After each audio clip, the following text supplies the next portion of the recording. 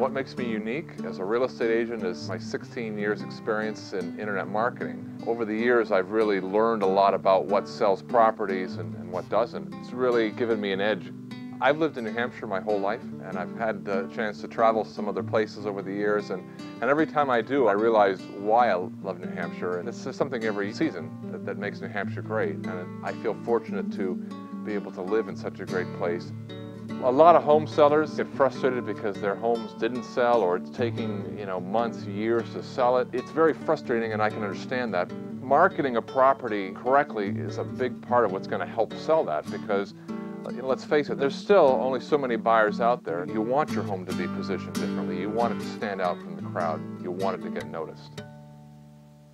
My approach to marketing real estate is to put myself in the shoes of the buyer. If we've identified, for example, that the most likely buyer is a female in the New England region that is between the ages of, say, 45 and 55, we can target those ads to show to that demographic on a website like Facebook, very targeted and very specifically, and then direct those clicks right over to the property website.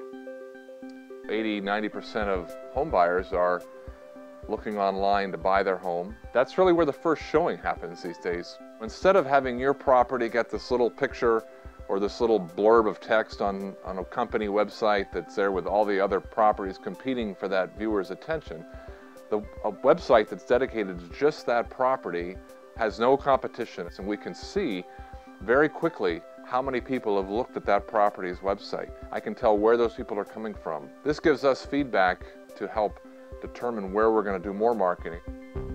That first picture has got a lot of work to do. Photography is probably one of the biggest tools to help sell a home. In a recent study done by the Wall Street Journal a couple of years ago, they discovered that photos for properties that were shot with higher quality cameras yielded a sales price of around $900 to as high as $116,000 more than properties that were taken with regular point-and-click cameras.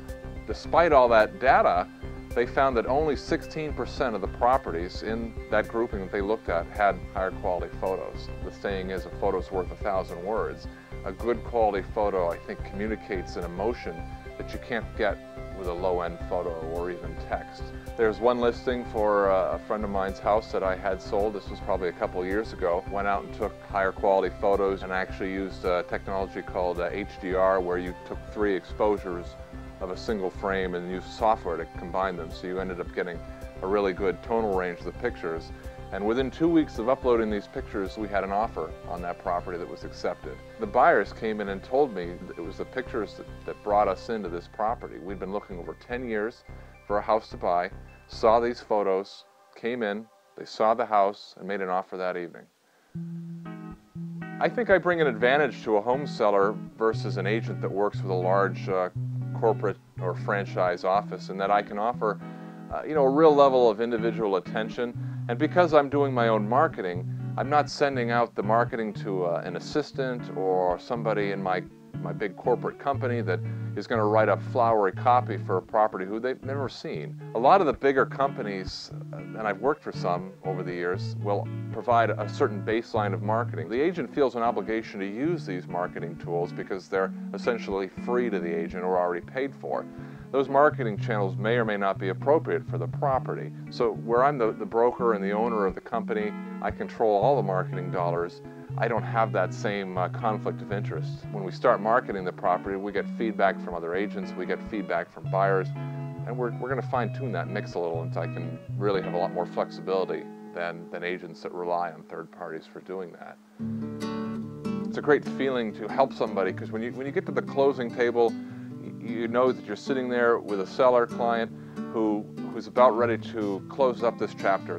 Buying and selling homes is a very emotional process, whether you've done it many times. Homes are where our memories are tied to. It's great to be a part of that. It's great to be someone who's helped them get there. It's great to be part of that story.